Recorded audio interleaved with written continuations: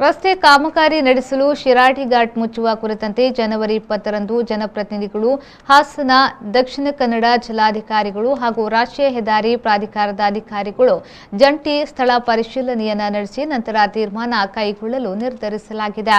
ಆನೆಮಹಲ್ನಿಂದ ಮಾರನಹಳ್ಳಿಯವರೆಗೆ ರಸ್ತೆ ಕಾಮಗಾರಿಗಾಗಿ ಶಿರಾಡಿ ಘಾಟ್ನಲ್ಲಿ ವಾಹನ ಸಂಚಾರ ನಿಷೇಧ ಮಾಡುವಂತೆ ರಾಷ್ಟ್ರೀಯ ಹೆದ್ದಾರಿ ಪ್ರಾಧಿಕಾರ ಮಾಡಿರುವ ಮನವಿಯ ಕುರಿತು ಚರ್ಚಿಸಲು ಜಿಲ್ಲಾಧಿಕಾರಿ ಕಚೇರಿಯಲ್ಲಿ ನಡೆದ ಮಹತ್ವದ ಸಭೆ ಹಾಗೂ ವಿಡಿಯೋ ಸಂವಾದದಲ್ಲಿ ಈ ತೀರ್ಮಾನವನ್ನು ಕೈಗೊಳ್ಳಲಾಗಿದೆ. ಲೋಕಸಭಾ ಸದಸ್ಯರಾದ ಪ್ರಜ್ವಲ್ ರೇವಣ್ಣ ಹಾಗೂ ಶಾಸಕರಾದ ಎಚ್.ಕೆ. ಕುಮಾರಸ್ವಾಮಿ ಅವರು ಈವರೆಗಿನ ಕಾಮಗಾರಿಯಲ್ಲಿ ಆಗಿರುವ ಕುಂಠಿತ, ನಿರ್ಲಕ್ಷ್ಯಗಳ ಬಗ್ಗೆ ತೀವ್ರ ಅಸಮಾಧಾನ ವ್ಯಕ್ತಪಡಿಸಿದರು. ಶಾಸಕರಾದ ಕುಮಾರಸ್ವಾಮಿ ಅವರು ಸಹ ರಾಷ್ಟ್ರೀಯ ಹೆದ್ದಾರಿ ಅಧಿಕಾರಿಗಳೊಂದಿಗೆ ಮಾತನಾಡಿ, ಗುತ್ತಿಗೆದಾರರು ಈವರೆಗೆ ನಡೆಸಿರುವ ಕಾಮಗಾರಿ ಗಮನಿಸಿದರೆ ಉಳಿದ ಕಾಮಗಾರಿ ಮುಗಿಸಲು ವರ್ಷಗಳೇ ಬೇಕಾಗಬಹುದು. ಹಾಗಾಗಿ ಮೊದಲು ಕೆಲಸ ಮಾಡಿ ಭರವಸೆ ಮೂಡಿಸಿದರೆ ಮಾತ್ರ ದೋಣಿಗಲ್ ಮಾರನಹಳ್ಳಿ ರಸ್ತೆ ತಾತ್ಕಾಲಿಕವಾಗಿ ಮುಚ್ಚುವ ಬಗ್ಗೆ ಪರಿಶೀಲಿಸಲಾಗುವುದೆಂದು ಹೇಳಿದರು. ಈವರೆಗಿನ ಕಾಮಗಾರಿ ತಮಗೆ ತೃಪ್ತಿ ತಂದಿದ್ದಿಲ್ಲ, ಗುಣಮಟ್ಟ ಕೂಡ ಖಾತ್ರಿಪಡಿಸಬೇಕಿದೆ ಎಂದು ಅವರು ಹೇಳಿದರು. ಸೊ ಅದನ್ನ ಯಾವ ರೀತಿ ಅಚೀವ್ಮೆಂಟ್ ಮಾಡ್ತಾರೆ, ಅಷ್ಟು ವರ್ಕ್ ಫೋರ್ಸ್ ಎಲ್ಲಿದೆ, ಅಷ್ಟು ಅವ್ರ ಹತ್ರ ಮನಿ ಫೋರ್ಸ್ ಇದೆಯಾ, ಅಂದ್ರೆ ಫೈನಾನ್ಸ್ ಫೋರ್ಸ್ ಇದೆಯಾ, ಎಲ್ಲ ನಾವು ಚೆಕ್ ಮಾಡಬೇಕಾಗುತ್ತೆ. ಸೊ ಹಾಗಾಗಿ ಯಾಕಂದ್ರೆ ಶಿರಡಿ ಘಾಟ್ ರಸ್ತೆ ಬಂದ್ಬಿಟ್ಟು ಇಲ್ಲ ನಮ್ಮ ಸಕಲೇಶ್ಪುರ ಹಾಸನ್ ಟು ಮಂಗಳೂರು ರಸ್ತೆ ಏನಿದೆ, we also call it us life line road ಅಂತೀವಿ ಇದನ್ನ. ಯಾಕೆಂದ್ರೆ ಪೋರ್ಟ್ಗೆ ಬ್ಯಾಂಗ್ಳೂರ್ನ ಕನೆಕ್ಟ್ ಮಾಡೋದು, ಕ್ಯಾಪಿಟಲ್ ಆಫ್ ಕರ್ನಾಟಕನ ಕನೆಕ್ಟ್ ಮಾಡೋದು ಇದು ಒಂದೇ ರಸ್ತೆ, ಇಂಪಾರ್ಟೆಂಟ್ ರಸ್ತೆ. There are tons of logistics moving in this road. ಅಂದ್ರೆ ಎಷ್ಟು ಪೋರ್ಟ್ ಇಂದ ನಾವು ಬ್ಯಾಂಗ್ಳೂರ್ಗೆ ಬಹಳಷ್ಟು ನಾವು ಲಾಜಿಸ್ಟಿಕ್ಸ್ ನ ಮೂವ್ ಮಾಡ್ತೀವಿ ಈ ರೋಡ್ ಅಲ್ಲಿ. This is very important road. So closure ಮಾಡಿದ್ರೆ ನೆಕ್ಸ್ಟ್ ಅದಕ್ಕೆ ಪೆಟ್ಟು ಬೀಳೋದಂತೂ 100%, 100% ಪೆಟ್ಟು ಬೀಳೋದು. ಆದ್ರೆ ಅದು ಒಂದೇ ಭಾಗಕ್ಕಲ್ಲ, ನಮ್ಮ ಸಕಲೇಶ್ಪುರದ ಭಾಗದವ್ರಿಗೂ ಬೀಳುತ್ತೆ ಪೆಟ್ಟಿದ್ದು. ಹಾಗಾಗಿ ಇವೆರಡನ್ನೂ ಕನ್ಸಿಡರೇಷನ್ ತಗೊಂಡು 20th ನಮ್ಮ ಕುಮಾರಣ್ಣವ್ರು ಹೇಳಿದ್ರು, ಸರ್ ನಾವು ತೀರ್ಮಾನ ತಗೊಳ್ಳೋದು ಬೇಡ, ಇಲ್ಲಿ ಸಾರ್ವಜನಿಕರು ನಮಗೆ ಅಧಿಕಾರ ಕೊಟ್ಟು ಕೂರಿಸಿದ್ದಾರೆ.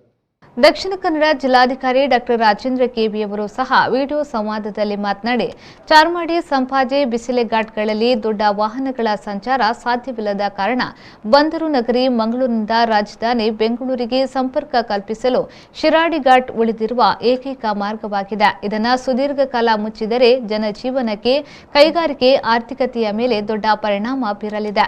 ಕಾಮಗಾರಿ ಪ್ರಗತಿ ಕೂಡ ಆಶಾದಾಯಕವಾಗಿಲ್ಲದ ಕಾರಣ ರಸ್ತೆ ಮುಚ್ಚುವ ಬಗ್ಗೆ ಪರಿಶೀಲನೆ ನಡೆಸುವುದು ಅಗತ್ಯ ಎಂದು ಅಭಿಪ್ರಾಯ ವ್ಯಕ್ತಪಡಿಸಿದರು. ಜನವರಿ 20ರಂದು ಲೋಕಸಭಾ ಸದಸ್ಯರು, ಶಾಸಕರು, ಸ್ಥಳೀಯ ಸಂಘ ಸಂಸ್ಥೆಗಳು, ಸಾರ್ವಜನಿಕರ ಸಮ್ಮುಖದಲ್ಲಿ ಹಾಸನ ಮತ್ತು ಮಂಗಳೂರು ಜಿಲ್ಲಾಡಳಿತದ ಅಧಿಕಾರಿಗಳು ಜಂಟಿ ಸ್ಥಳ ಪರಿಶೀಲನೆಯನ್ನ ಮಾಡಿ ಸಭೆ ನಡೆಸಿ ನಂತರ ಅಭಿಪ್ರಾಯ ಹಾಗೂ ವಾಸ್ತವ ಸ್ಥಿತಿಗತಿಯನ್ನ ಪರಿಶೀಲನೆ ನಡೆಸಿ ನಿರ್ಧಾರವನ್ನ ಕೈಗೊಳ್ಳಲಾಗುವುದೆಂದು ಹಾಸನ ಜಿಲ್ಲಾಧಿಕಾರಿ ಗಿರೀಶ್ ಹೇಳಿದರು. ಸೆಂಟ್ರಲ್ ಗೌರ್ಮೆಂಟ್ ದುಡ್ಡು ಕೊಡ್ತಿದೆಯೋ ಗೊತ್ತಿಲ್ಲ, ಅಥವಾ ವರ್ಕ್ ಅವರಿಗೆ ಮಿಷನರೀಸ್ ಇದೆಯೋ ಗೊತ್ತಿಲ್ಲ, ಅವನ ವಿಶ್ವಾಸ ಅವನಿಗೆ ಏನು ಯಾವ ಆಧಾರದ ಮೇಲೆ ಮಾಡ್ತಾರೆ ಅವನು. ಆದ್ರಿಂದ ಈಗ ಹೋಗ್ತಿರೋ ಸ್ಪೀಡ್ ನೋಡಿದ್ರೆ ಯಾವುದೇ ಕಾರಣಕ್ಕೆ ಅವರು ಮಾಡೋದಕ್ಕೆ ಸಾಧ್ಯನೇ ಇಲ್ಲ. ನಮ್ಮನ್ನು ಅವರು ಮೋಸ ಮಾಡೋಕ್ಕೆ ಪ್ರಯತ್ನ ಮಾಡ್ತಾ ಇದ್ದಾರೆ ಅನ್ನೋದು ಪ್ರೂವ್ ಆಗೋಗಿದೆ. ನಾನಂತ ಹೇಳ್ತಿದ್ದಾರೆ ಶಾಸಕನಾಗಿ ಒಂದು ಕಂಡೀಷನ್ ಹಾಕ್ತೀವಿ, MP ಅವರು ಇಲ್ಲೇ ಇದ್ದಾರೆ, ನಮ್ಮ ಹಾಸನದಿಂದ ಹಿಡಿದು ಸಕಲೇಶ್ಪುರದವರೆಗೆ ಅವ್ನು ಒಪ್ಕೊಂಡಿದ್ದು. ಈಗ ಸಾಹೇಬ್ ಹೇಳ್ತಾರೆ DC ಅವರು ಮಾರ್ಚ್ 15 ಮುಗಿಸ್ಕೊಡ್ತೀವಿ ಸರ್ ಮಾರ್ಚ್ ಬೆಳಗ್ಗೆ ಇನ್ನೊಂದು ತಿಂಗಳು ಜಾಸ್ತಿ ಇರ್ತಾರೆ, ಏಪ್ರಿಲ್ ತಗೊಂಡು 3 ತಿಂಗಳಲ್ಲಿ ದಯವಿಟ್ಟು ಸಕಲೇಶ್ಪುರ ಸಿಟಿ ತನಕ, ದೋಣಿಗಾಲ್ ತನಕ ದಯವಿಟ್ಟು ಮಾಡಿಸ್ಕೊಡ್ತೀವಿ. 3 ತಿಂಗಳು ಅಲ್ಲಿ ತನಕ ಮಾಡಿಸ್ಕೊಡ್ಬಿಡಿ. ಆಮೇಲೆ ನಾನು ನಮ್ಮ ಸಂಘ ಸಂಸ್ಥೆಗಳಿಗೆ, ಪ್ರಯಾಣಿಕರಿಗೆ, ಎಲ್ಲ ಮುಖಂಡರಿಗೆ ಕೈ ಮುಗಿದು ಪ್ರಾರ್ಥನೆ ಮಾಡ್ಕೊಡ್ತೀನಿ, ದಯವಿಟ್ಟು ಒಂದು 2 ತಿಂಗಳು ಟೈಮ್ ಕೊಡ್ರಪ್ಪ. ಅದು ಏನೋ ಒಂದು ಲೇನ್ ಮಾಡಿಕೊಟ್ರೆ ಒಂದು ಸೈಡ್, DC ಅವ್ರು ಭಾಳ ಚೆನ್ನಾಗಿ 2 ವರ್ಷದಿಂದಲೇ ಹೇಳಿದ್ರು, ಈ ರೋಗ ಏನ್ರಿ ಬಂದಿದೆ, ಒಂದು ಲೇನ್ ಮಾಡಿ ಸಾಕು, ಆ ವೆಹಿಕಲ್ ಹೋಗ್ತೀನಿ ಯಾವ ಥರ ಮಾಡಪ್ಪ ಈ ಲೇನು ಅಂತ. ಇವರೇ ಮಾಡ್ಬಿಟ್ಟು 2 ಲೇನ್ ಶುರು ಮಾಡ್ಕೊಂಡ್ಬಿಟ್ರು. ನೋಡಿ, ಅದು ಕಂಪನಿ ಗೊತ್ತಿರೋದಂಗೆ ಚಂದ್ರಪಟ್ಟದವ್ರಿಗೆ ಎಷ್ಟು ಚೆನ್ನಾಗಿ ಮಾಡ್ತಾರೆ. ಈ ವೇಳೆ ರಸ್ತೆ ಹೋರಾಟ ಸಮಿತಿಯ ಪದಾಧಿಕಾರಿಗಳು ಸಹ ಸಭೆಯಲ್ಲಿ ತಮ್ಮ ಅಭಿಪ್ರಾಯವನ್ನ ವ್ಯಕ್ತಪಡಿಸಿದ್ರು. ರಾಷ್ಟ್ರೀಯ ಹೆದ್ದಾರಿ ಪ್ರಾಧಿಕಾರ ಹಾಗೂ ಲೋಕೋಪಯೋಗಿ ಇಲಾಖೆಯ ಅಧಿಕಾರಿಗಳು ಸಭೆಯಲ್ಲಿ ಹಾಜರಿದ್ದರು. Yogesh BJ, V4 news, Hassan.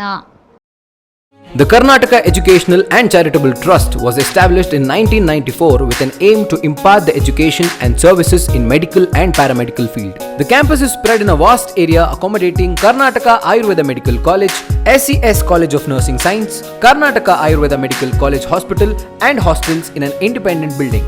SCS College of Nursing. Courses offered: Basic BSc Nursing and MSc Nursing. Karnataka Ayurveda Medical College offers undergraduation BA MS and post-graduation courses MS and MD in Ayurveda. The Karnataka Ayurveda Medical College Hospital offers inpatient and outpatient department, physiotherapy, X-ray, ultrasound, laboratory, pharmacy, OT and LT with treatments like Akshitarpana, Alepa Bashpa Sveda, Katibasti, Nadi Sveda Parisheka, Pinda Sveda Shirodhara, Valuka Sveda Vrana Prakshalana by well-trained and leading consultants. For more information, please contact Karnataka Educational and Charitable Trust, KECT Towers, Hoige Bail, Ashok Nagar, Mangaluru.